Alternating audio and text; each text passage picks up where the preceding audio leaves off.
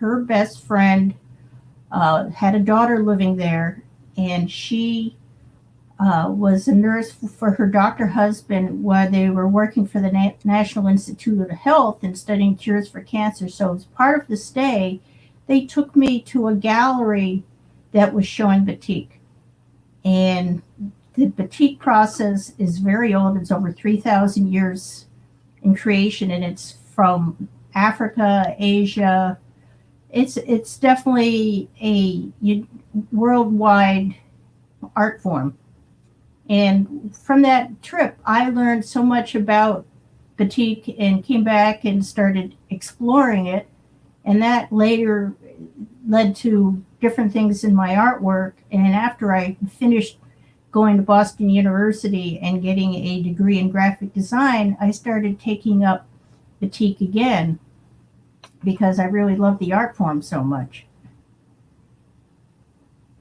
So, yeah, to this day, I'm still using it. I understand.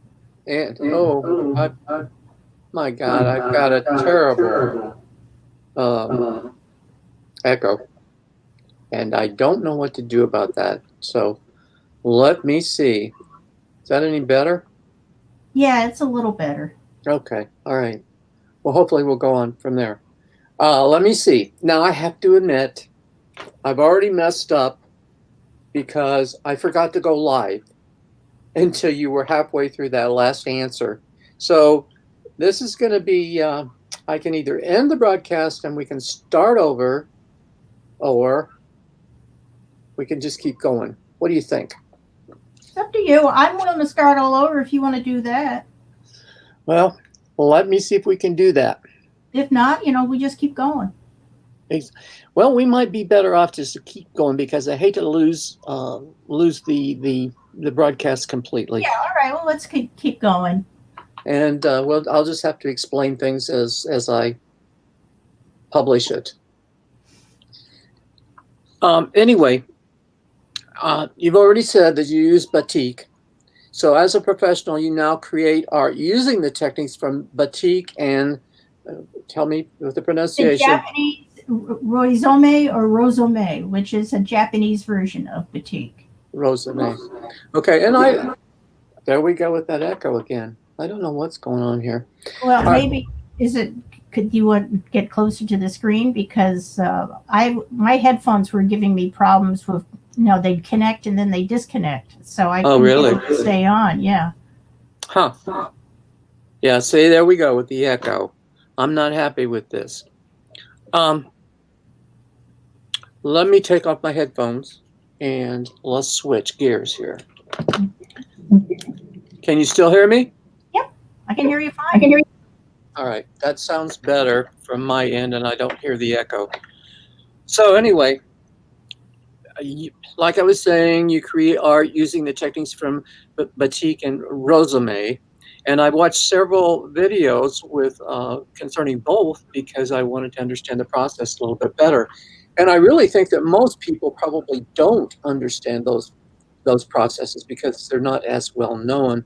So briefly describe batik, what it is, and how you create using that. Batik is a millennia-old process where you take hot wax and either draw or paint the wax onto a medium. It could be fiber, it could be cloth, it can be wood, it can be paper. But I primarily work on silk because I like the results that I get from working with it. So I take a mixture of soy wax, beeswax, and use a tool called a janting, which is an Indonesian style instrument, or I use a Japanese brush when I'm doing more of my rosome. And rosome is a adaptation of the batik process, but I use a combination of Indonesian and Japanese processes when I do batik. So every color that I put a layer of wax on my painting, and every color, I can hear the beep in there, but every color that I paint onto the fabric, I put on with a Japanese brush and I push in circular motion the dye into the fabric so that it stays in the fabric. And my dyes are made from the same kind of dyes the Japanese use to dye kimono fabric.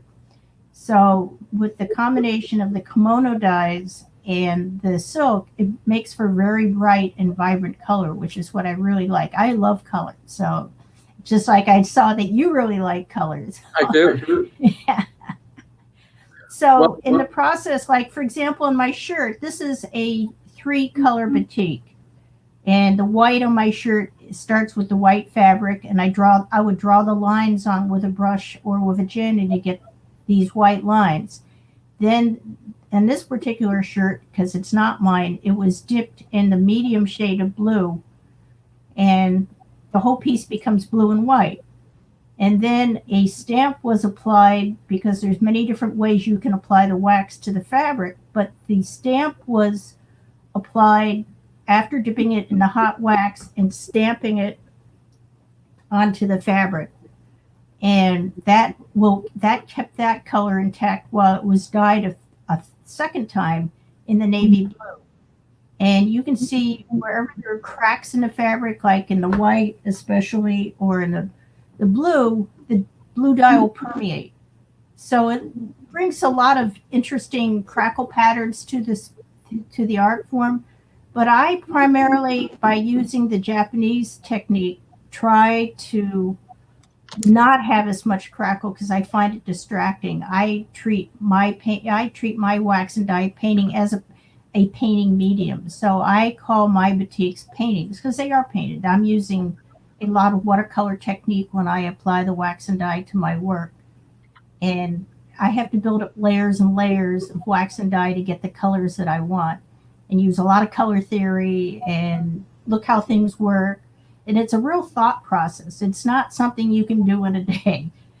It's something I have to do like an hour at a time, let the wax, the dye dry, and then add another layer of wax. So I'm building up layers of wax and dye till I have a piece I like. And then I have to remove the wax. Well, I'm impressed that you're wearing something that you created, and it's a very beautiful shirt. Well, this one actually isn't mine. This is a Ralph Lauren shirt. Oh, really? Surprised me, yeah. So how I really like it. How did you get your art on a Ralph Lauren label? It isn't even my art. It's just I looked out one day. I'm an inveterate yard sailor, and I found this shirt at a yard sale. I just love it. It's it's a fun shirt. It's batik. It's some of my favorite colors. Blue, But yeah. I thought it's a great way to talk about the process because it's a simplified batik, but it is the same process that I use. Now, how did you know that it's a batik? I can look at the patterns on the crackles in here and the crackle in there, and I knew that was because the wax had cracked and the dye permeated. You do enough batik, you can spot a batik a mile away. Really? Huh. Mm-hmm. That's interesting. Well, now, don't you also have to, now, as I was looking at these videos, it said that you also have to iron the fabric once you created it to remove the wax. Correct. So I have to do layers of newsprint to remove the wax, and then I roll it up with more newsprint into a jelly roll. Uh-huh. I cover that with another layer of newsprint, and then put it in foil, and then I put it in a tortilla pot and steam it for 2 hours. And that removes the whatever excess wax is left in the fabric, and then it also sets the colors. So once that's done, I free it from that paper wrapping, and then I have to wash it to make sure any excess dye is removed before I can mount and finish the batik. Well, now do you still have to iron it to help remove wax? Do you do that first before you roll it up and put it in a steam? Yeah, I iron it out first, then I steam it, then I wash it, and then I have to iron it again because, of course, when I release it from the washing machine, it's back to regular fabric again, and it needs to be, straightened out. Sure. Well, what happens to the wax? Isn't it kind of messy? And It is, but by using soy wax and beeswax, it's an environmentally friendly process, so it tends to evaporate. Indonesians tend to use more of a beeswax and paraffin wax mixture, which is a harder wax. You have more control with it, but on the other hand, the environmental impact of it is horrible. I mean, I started getting allergic to the fumes from the paraffin that was used in the wax. uh-huh. And a woman I took Rosamay instruction with, Kiranata Sterling Benjamin, was using this combination soy and beeswax mixture, and I found I liked it too, even though it does have a tendency of running. And so when I'm pouring it, if I don't keep an eye on it, it just goes out too fast, and I lose control of what I'm doing. So what's the ratio? Was it 50-50? Yeah, more or less 50-50. Sometimes I make it 60-40 if I know I'm going to be doing things like batik stencils where I need the wax to be more firm and concentrated, because the soy wax is what makes it runny. No, it's the wax that is a resist. So in other words, if you want to create a design, you use the wax to set that design so that the paint that you add to the fabric doesn't bleed into Right. that particular design. Mm-hmm. And in this case, the paint I'm using is dye. Is dye. Okay. Now, do you make that dye or do you buy that dye? You can do either, but I actually get powdered dye that in a concentrate, dye powder that I boil for 15 minutes to make my dye for each color. And I work with a very simple palette. I have scarlet, magenta, cyan, and yellow, and black. So I have only 5 colors I'm working with, and I'm making all my own colors from these dyes. Oh, that's by doing blending. Yeah. Now, when you say you boil it, is that boiled with a certain amount of water? Yeah, I have to measure out according to the recipe I've been given about making the dye. So when my water boils, then I add the dye, then I take it off the stove, and I have to stir it and dissolve it and let it sit right away. I have to just keep this stirring it until the whole thing is dissolved, and then let it cool off. Now, if you don't use it all at the time that you're creating your paintings, is it salvageable? I mean, can you save it and use it later? That's what's really nice about this kind of dye compared to like a potion dye, which is more of a commercial dye. I can keep it I make them in large jars about that big. Uh-huh. And I store them in a refrigerator that I've dedicated just to storing dye. Now, why do you refrigerate it? Will it mold if you don't? It gets kind of goopy after a while, but I've kept the dyes up to 2 years that way. Oh, wow. Yeah, the Prussian dyes won't last that long. The Prussian dyes maybe last a day or two, and they use urea as part of their dye process, while the Japanese dyes are what they call an acid dye. Now, do you just use regular tap water, or do you use distilled water? I use regular tap water. Great. So it's pretty. Is it economical? Yeah.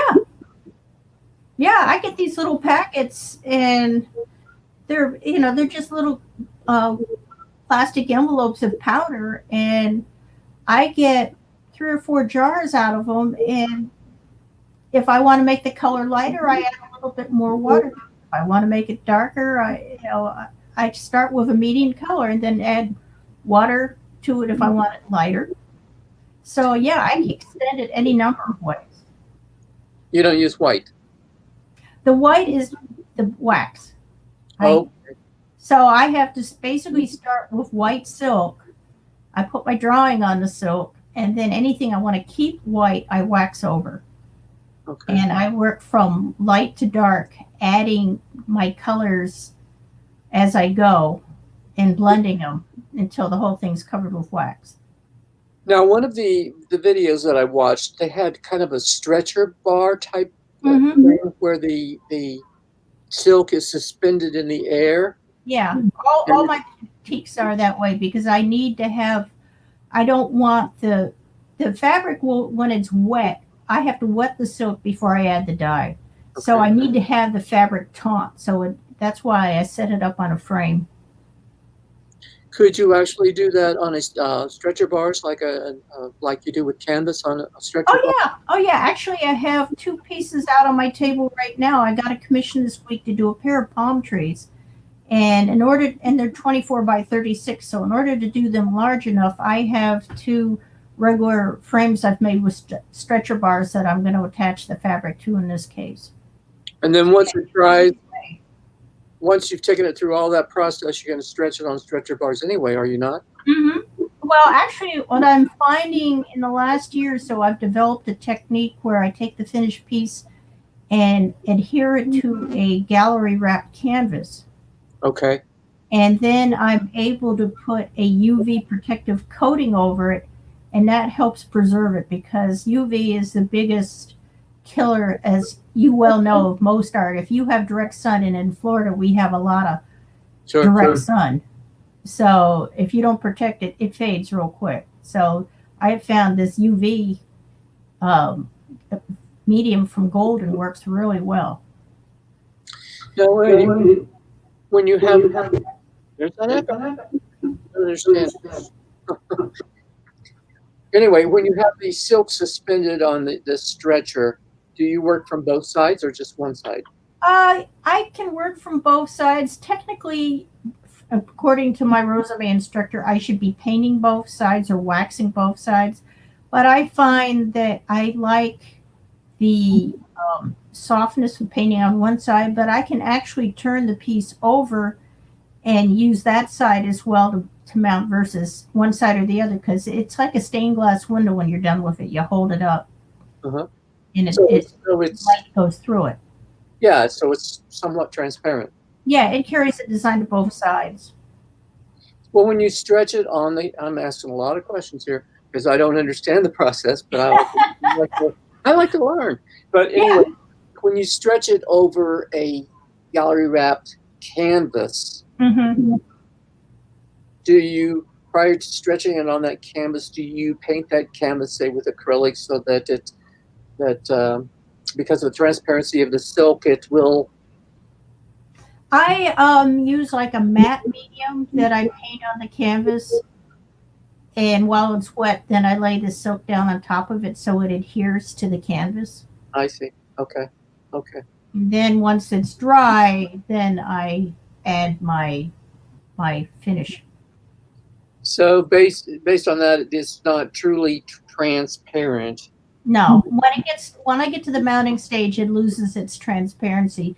Now I have done some pieces where I've mounted them between two pieces of plexiglass, and that looks really cool. I've done some wall hangings that way, and then the plexiglass is put in a frame mounting, so it's kind of floating, and you can shine a light behind it. Have you ever stretched one like, okay, you use the I don't know what you call it, the frame that you stretch the silk in to paint it. Have you ever actually framed one or hung one in that manner? Do you understand what I'm saying? Yeah, I have, but I didn't like the results from it because when you hold it up to the light, you can see the backside of the stretcher bars shining through it. You know, it shows up as a shadowed mass. I guess what I meant was, all right, you suspend that silk on these bars, so it's not over the bars. Have you hung it that way before? Actually, no, because I just found it's not that stable. I have to figure a way of attaching it to the fabric, so then I would have to either gallery wrap it or use non-rusting staples. Okay, sure. Pull it tight. Yeah, sure. You know, it's like stretching a canvas. Yeah. Well, one thing that I know that you said you'd like to talk about is your Wash Day series. And I just love that series. I think it's it's almost whimsical sometimes. Well, I like it. I like whimsy in my artwork. I like to find artwork that makes me smile. Yeah. Or has a sense of humor, or, you know, it spoofs something. Well, I've traveled in Europe as well. I know you've traveled a lot, and I've traveled in Europe, and I've always noticed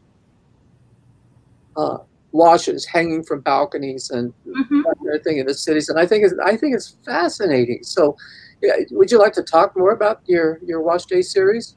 Yeah, I'm like you. Wherever I travel, I'm cognizant of the people and the homes and the culture around me. Yeah. And it actually started way back in Egypt in 1994 when I went there. And I saw laundry hanging from the balcony of this very geometrically painted building and took a slide of it.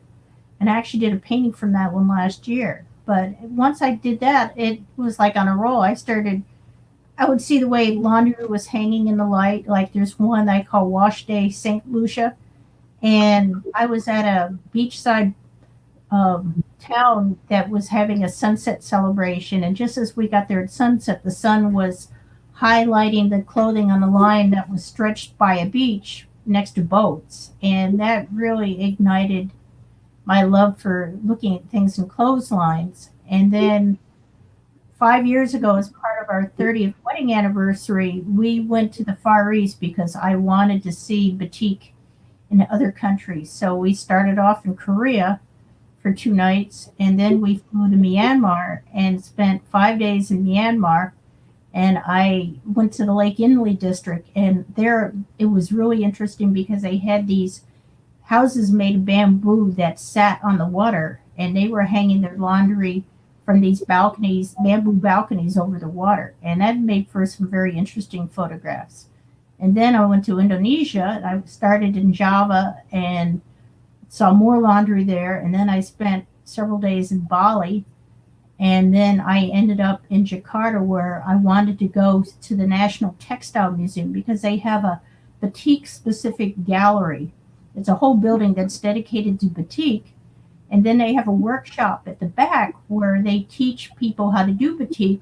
And they even had photographs there of Michelle Obama learning batik. Really? Yeah. Oh, that, Yeah, because Barack Obama had visited there because he grew up in Jakarta when he was 5 years old. Uh-huh. He took us to the school where he went to school, and he wanted to come back and visit Jakarta again. So it's just kind of funny how things cross. But they had a wonderful museum, just displays of ancient batik. So I learned all about all different forms of batik. So it really expanded my knowledge of it and added to my collection of clotheslines. Well, you've had some wonderful travels, so that's fascinating. I'm somewhat a little bit envious there. I've always wanted to go to China and see the Great Wall, and go to Asia and over in that part of the world. But anyway, like I said earlier, and they may not have heard it because it may have been before we went live, but we both are professional artists and use the Art Storefronts platform. Do you mind the fact that you are perhaps you're inadvertently, spending more time marketing than creating? It's frustrating, but I sold newspaper advertising and print advertising for over 30 years, so I really understand the value of marketing. Sure. And, I found that I've had to turn around and practice what I preach because I used to tell people when I was selling them advertising that you have to consider marketing a utility and advertising a utility. You have to pay for your TV, your cell, your water. It's a utility that you have to integrate into part of your business. So, yeah, sometimes I get really frustrated because I'm spending more time marketing than painting. Yeah, me too. So, yeah. And so I just try to go out in the studio and snatch periods of time when I can just work. That's good. And your studio is right near your home? It's really interesting. I'm in a 1940s World War II former officers' quarter from Page Field in Fort Myers that was moved down here by rail many years ago to serve as employee housing for one of the old local hotels. And then they decided they didn't want to use it, so they moved it to this property. And then the people who had the property about 30 years ago, oh God, it was 1970. No, it's more than that. 50 years ago, imported a second house to the lot. It's about a 150-foot wide lot. So they imported a second house, which is a 1-bedroom, 1-bath house. Uh-huh. And that I use as my studio. So I walk out the back door of the main house and go 10 feet to the second house and go in my studio. Oh, that's great. That is great. Well, what drew you to our storefronts in the first place? Was it all the marketing resources that they make? Yeah, it was the marketing. I liked the format of the website. I like the way um, the templates look. Mhm. I wanted something that would really help me market better because I felt that the shopping carts, I had a WordPress site and then I went to a Squarespace site, and I just found I wasn't getting the tools that I needed to make it more of a business than just being an artist and showing my work. Sure, sure, sure. Well, what is your favorite marketing strategy? Actually, I'm enjoying the lives. I am getting very used to going live almost daily. Oh, And good for you. yeah, my mother always said I should have been an actress. So Maybe you are. Maybe you're yeah. acting on those lives and you're not aware that you're acting. I kind of have that same personality. I like to be online too, so Mhm. I've done quite a few lives, but lately I've slacked off and I've noticed a difference. So I need to get back into it. Well, I noticed especially when you go on Instagram and you look at how many people are looking at your posts, Huh. that visiting visiting my lives, I have twice as many, if not three times as many likes as I do just a still shot. So Good. I'm happy to do it and stay with it and have people know about me.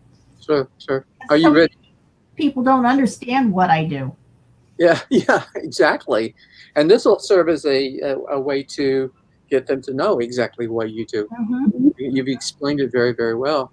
Hmm. Have you gone through the new warm ads playbook yet? No, that's on my do list for this weekend. Right now, I'm trying to learn how to administrate Zoom because I'm going to be teaching workshops on Zoom. Ah, well, good So luck with that. yeah, because I've been teaching workshops over on the East Coast for IF Fiber Studio, and I have people come in from all over the world to come take workshops there. And if we things get along again, we're going to have another workshop, but I'm going to be teaching our local art association in January. But I've had people say to me across the country, I can't get to your studio. I want to learn from you online. Mhm. So I'm trying to learn all these things and set up my studio, which has been the real challenge right now. Yeah, it takes a while to learn all of the ins and outs of using a new platform. Hmm. So, what inspires your work? Uh, Memories of my travels. Yeah, that's great. That is Yeah, great. I mean, as you've heard, I love to travel, and we don't watch TV on a regular basis in our house. I take so many pictures, we load them into the computer, and while we're having dinner or a meal, we use them as screensaver slideshows. So we'll sit there and look at the pictures and say, "Hey, remember where we did that? Or remember how funny that was?" And it brings back memories, but it also inspires me to create something new. Oh, that's awesome. I like that idea. I would never have thought of that to do that. What advice would you give to wannabe artists? Uh, Follow your dream. I take classes just so you get an idea how things function.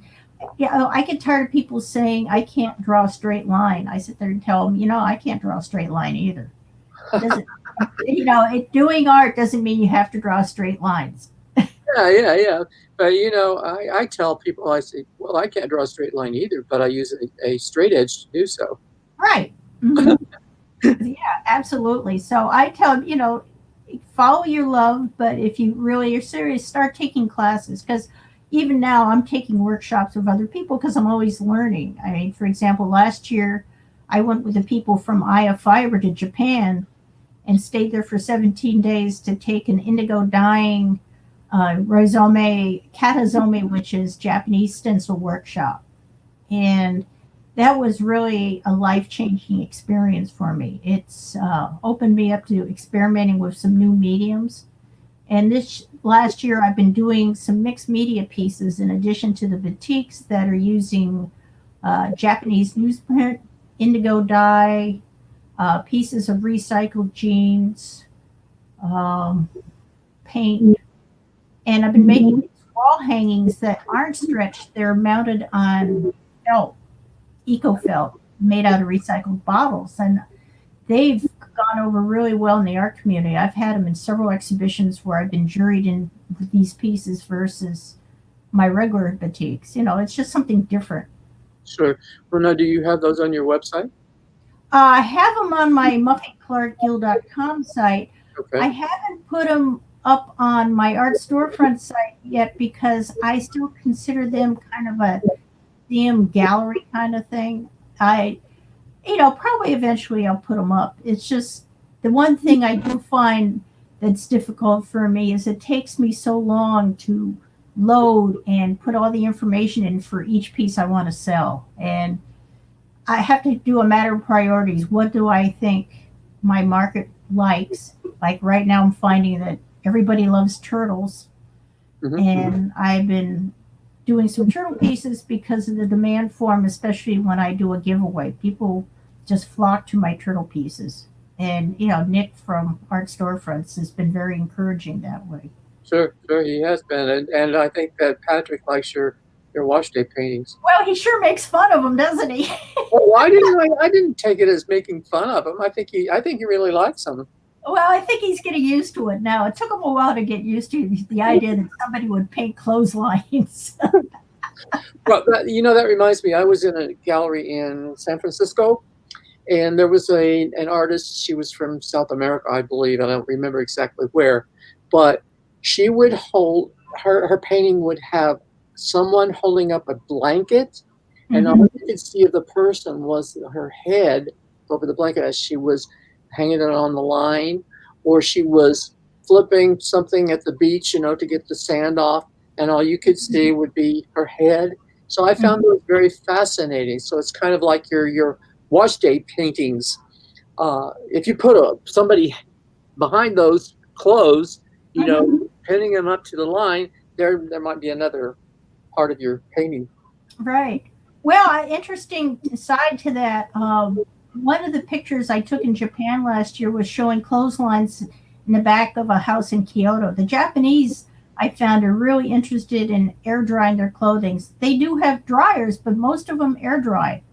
So I have several photos that of Japanese clotheslines, but this one is in a sea of tiled roofs in Kyoto, and then there's one clothesline standing out. So I had brought back some antique kimono silk, and I'm going to have my friend who's a seamstress stitch them together, two panels, and then do a batik on the panels of these rooftops and do it in indigo and white, which is a Japanese thing, and then make it what they call a norin, which is a door entry covering. Hmm. So the norin hangs to divide the room. And what I want to do is put the main design on the pieces and then have a clothesline connect the two pieces together with little pieces of laundry hanging from it. Oh, fascinating. I want to see it finished. Yeah, well, I've got another one I got to do first. I've got this palm commission I've got to do, and then after that, I've had a request to do another scene of clotheslines hanging from balconies in Havana. And Cuba's been my best source of clothesline pieces, very fascinating pieces. I've been to Cuba 3 times and just love the people in the country and the art. I've collected a lot of Cuban art in the last 3 visits. Muffy, do you speak Japanese? No. I was really lucky. The teacher at our workshop is a Canadian expat who's lived in Japan for 29 years, and he spoke fluent Japanese. And we stayed at his 130-year-old farmhouse that was 90 minutes by train from Tokyo. So it was out in the countryside, and it was such a wonderful experience. The elegance, and on good days, you could see Mount Fuji. Oh, nice. Yeah. Well, I often will translate something in English to Japanese to use as a title, and I just love doing that. And then I forget what it means.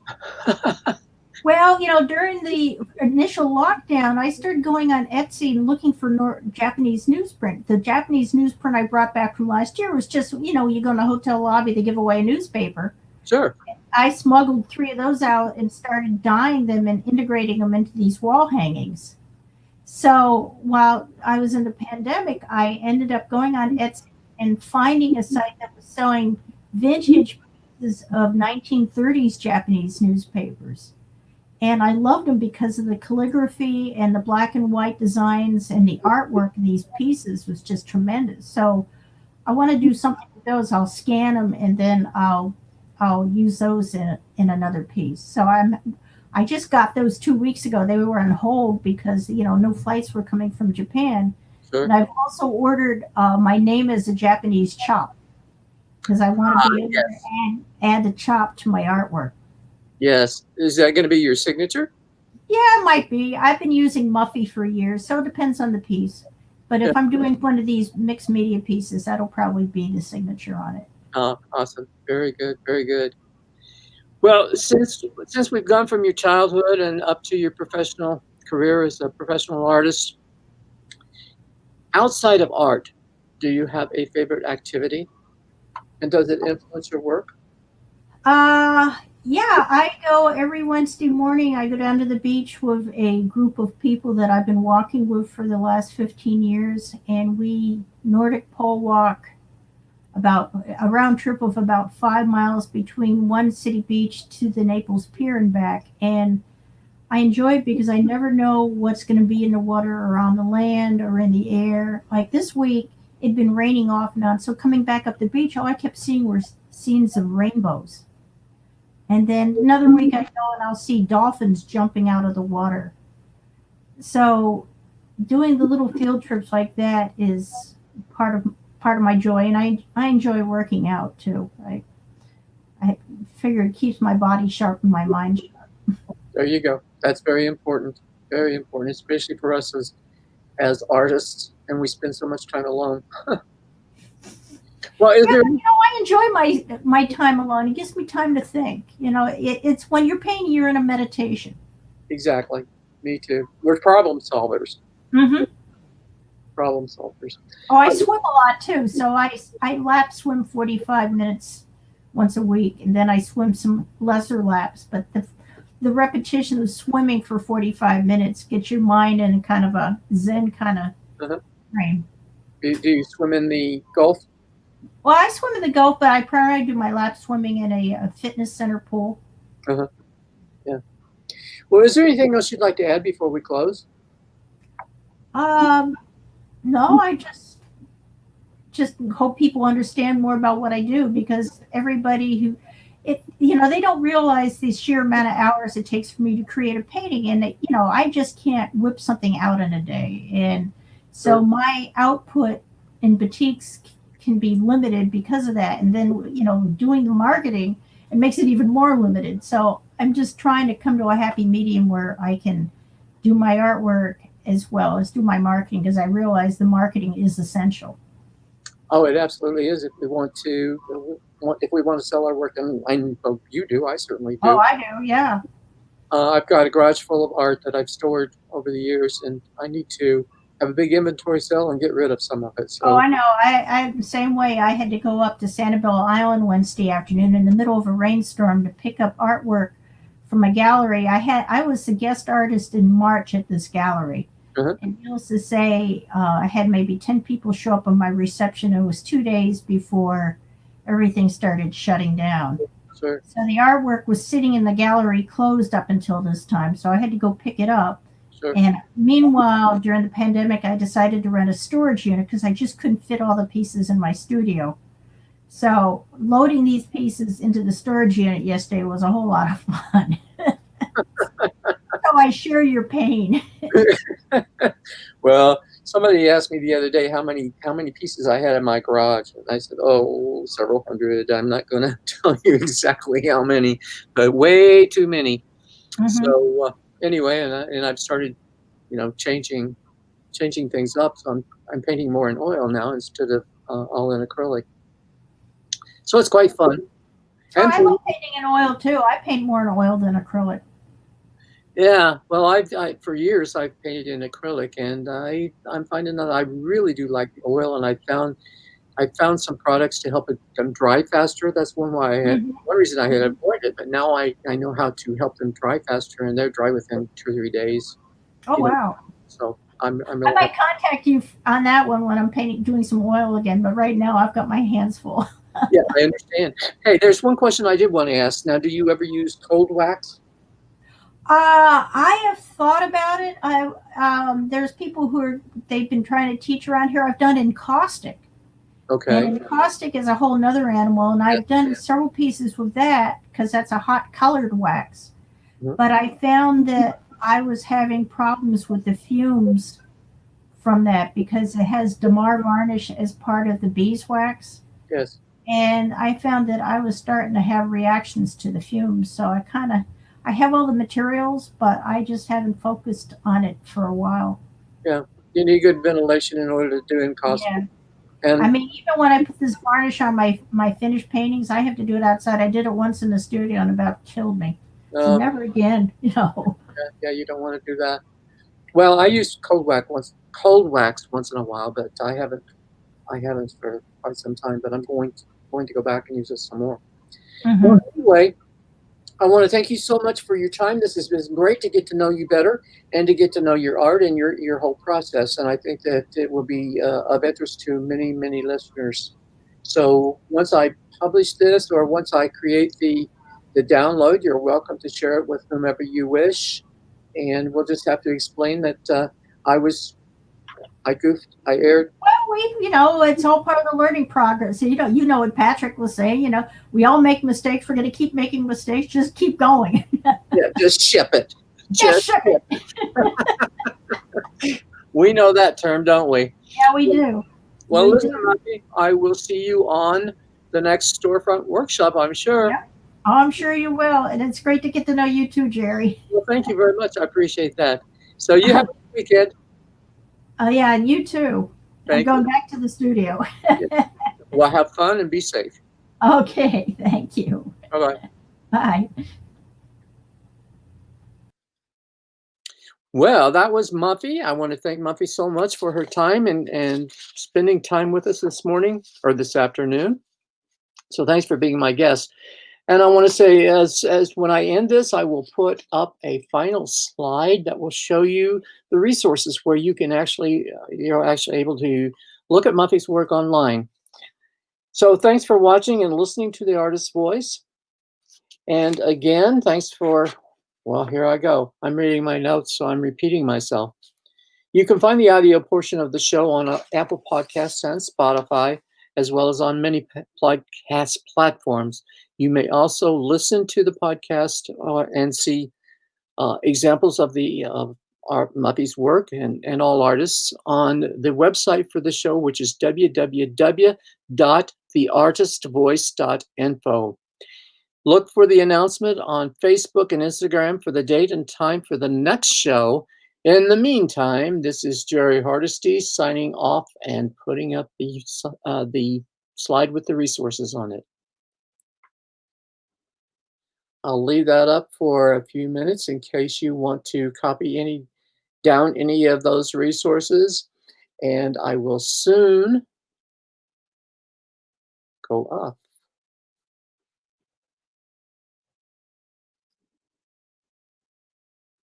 Thanks for tuning in.